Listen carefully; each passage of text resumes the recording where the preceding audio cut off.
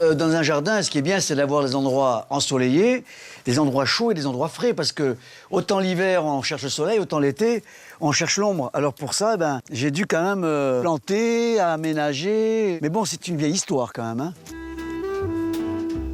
Pierre s'est créé un petit coin de paradis tout près de Nîmes. Il y a 20 ans, sur ces terrains, il n'y avait rien. Alors, il a commencé par planter des arbres. L'intérêt d'avoir un arbre, c'est l'ombre, hein. De toute façon, on ne pourrait pas vivre ici s'il n'y avait pas tous ces arbres comme ce chêne, c'est moi qui l'ai planté. C'est un chêne blanc qui vient de la Dordogne. Je suis parti du gland, il y a 20 ans. Pierre n'est pas jardinier, il est comédien. Son jardin, c'est lui qui l'a entièrement pensé. En été, le soleil tape fort. Les arbres ont été plantés à des endroits stratégiques pour créer des espaces de fraîcheur. De manger. Alors les mûriers platanes, c'est le roi de l'ombre. Hein, parce qu'il s'étale. C'est vraiment un vrai parasol. Il y a très peu de points de lumière qui passent. Ça a une ombre intense, très très forte. L'ombre est intense ici, plus légère là où on prend le café. Pierre a cherché à varier les ambiances. J'ai mis un noyer. Il n'a pas un feuillage intense. Il laisse passer la lumière, mais il la filtre, on va dire. On a le paysage dégagé, tout en étant en même temps à l'ombre. Et ça, c'est un moment, pour moi, c'est paradisiaque, quoi. Les arbres qui créent une belle ombre s'achètent en jardinerie. Ici, à Montpellier, la star de l'ombrage est dans l'allée du fond. On vous le vend encore bébé. On va retrouver le grand classique, ce qu'on appelle le mûrier platane, le mûrier à feuilles de platane, qui lui a un port très étalé, une croissance très rapide. Ça s'achète au moins de cette taille-là si on veut quelque chose d'intéressant. On voit les branches qui vont partir à l'horizontale. Là, on est dans les 92 € pour un arbre comme ça. Évidemment, il faudra quelques années pour que cet arbuste puisse faire de l'ombre comme le mûrier platane de Pierre. Si vous voulez des arbres qui font tout de suite de l'ombre, c'est 6 fois plus cher. Là, je suis à l'ombre. Non, pas du tout. C'est à cette heure-ci, l'ombre. Voilà, là, c'est une taille beaucoup plus grande de mûrier platane. Et là, le prix de cet arbre est à moins de 600 €. Ceux qui ne veulent pas attendre que la nature fasse son travail peuvent se diriger vers Céline au rayon déco. Vous pourrez y trouver votre bonheur. La tendance, c'est le parasol à bras déportés. Vous pouvez orienter votre parasol dans tous les sens, un véritable jeu d'enfant.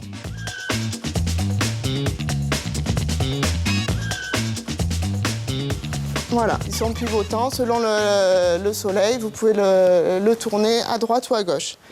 Voilà, là, il faut compter un budget de 550 € avec le pied.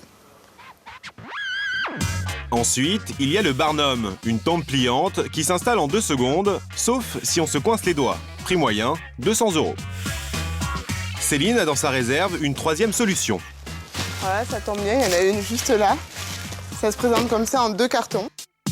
C'est une tonnelle en fer forgé, un peu plus compliquée à monter et qu'il faut fixer solidement. Vous pouvez également y adapter dessus une bâche. La bâche se fixe sur les montants de la structure avec des scratchs. En 20 minutes, vous avez un vrai chapiteau. L'ensemble est vendu 500 €. Voilà. Jean-Jacques Derbout, lui, dessine des pergolas incroyables. Il est paysagiste, il utilise à chaque fois des matériaux très originaux. Chaque création est vraiment unique. Là, on a tous des zones d'ombre. Là, tout ça, c'est des zones d'ombre.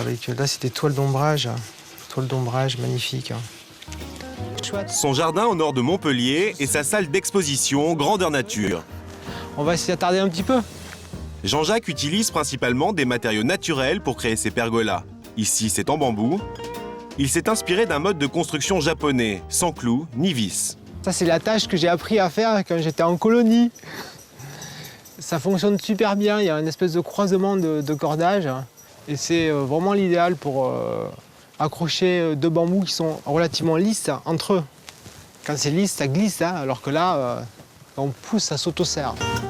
Résultat, un support inaltérable pour faire un toit végétal. C'est une glycine qui va venir grimper le long des bambous jusqu'à l'envahir. Ces grosses tiges de bambou qui la supportent. Aujourd'hui, je vais attacher cette branche là. Autre version moins coûteuse, la récup. Jean-Jacques a ici utilisé de simples barres d'acier qui servent normalement à renforcer des murs en béton. Ensuite, c'est une plante grimpante qui vient compléter le système. Ils sont beaucoup plus volumineuses, hein. C'est des kiwis. Donc je l'attache un petit peu.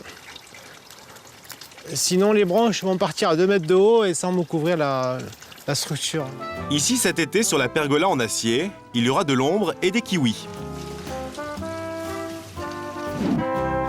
Pour créer de l'ombre, vous pouvez aussi tendre des voilages, installer des ombrelles et surtout, laisser libre cours à votre imagination.